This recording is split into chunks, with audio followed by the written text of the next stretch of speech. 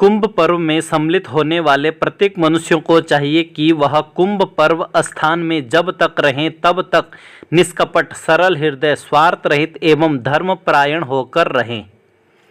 ईश्वर में श्रद्धा भक्ति रखना ही सुख शांति प्राप्ति का सच्चा साधन है। अतः उठते बैठते जागते सोते खाते पीते सभी अवस्थाओं में भगवान का स्मरण करना चाहिए। प्राणी मात्र में गुण दोष स्वाभाविक होते हैं। इस दृष्टि से स्वयं अपने में गुण और दोष दोनों की कल्पना कर भूल कर भी दूसरे का दोष नहीं देखना चाहिए।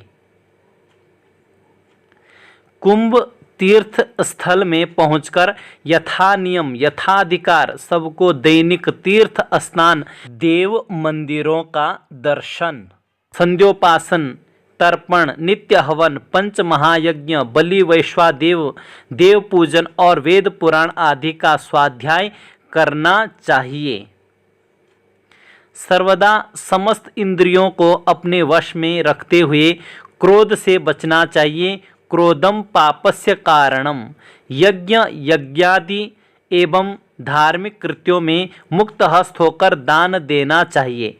नियम समय में साधु महात्माओं एवं विद्वानों के दर्शन और उपदेश द्वारा अपने जीवन को पवित्र बनाना चाहिए।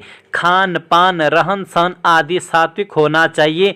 एक समय फलाहार और एक समय अन्न ग्रहण करना चाहिए। तीर्थ में दान नहीं लेना चाहिए। जिस तीर्थ स्थान में मनुष्य जाएं उसे वहाँ के महत्व से अवश्य परिचित होना चाहिए। तीर्थ में यज्ञ यागादि धार्मिक अनुष्ठानों के करने तथा भागवतादि पुराणों के श्रवण का बहुत फल लिखा है। अतः यथाशक्ति सबको धार्मिक कार्य में सहयोग करना चाहिए। तीर्थ स्थान में अहिंसा, सत्य, अस्तेय, ब्रह्मचर्य, अपरिग्रह, शौच, संतोष, तप, स्वाध्याय तथा ईश्वर प्रणिधान इन नियमों का पूर्णतया पालन करना चाहिए। अपने इष्ट देवता का सर्वदा स्मरण करना चाहिए। तीर्थ में जाकर भूलकर भी किसी का अनिष्ट चिंतन नहीं करना चाहिए। तीर्थ स्थान में अपने ही अन्न और वस्त्र का उपभोग करना चाहिए, दूसरे का अन्न ग्रहण नहीं करना चाहिए। कुंभ पर्व में घृतपूर्ण कुंभ का दान करना चाहिए। यथाशक्ति साधु महात्माओं तथा ब्राह्मणों को भोजन कराकर ही स्वयं भोजन करना चाहिए। कुंभ पर्व में स्नान करते समय कुंभ के स्वरूप का ध्यान और कुंभ प्रार्थना करके ही स्नान करना चाहिए।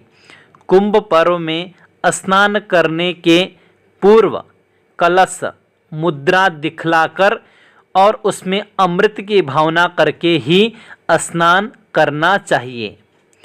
तीर्थ में स्वच्छता का विशेष ध्यान रखना चाहिए तथा अपने इष्ट का अधिक से अधिक जप नाम स्मरण करना चाहिए। हर हर महादेव।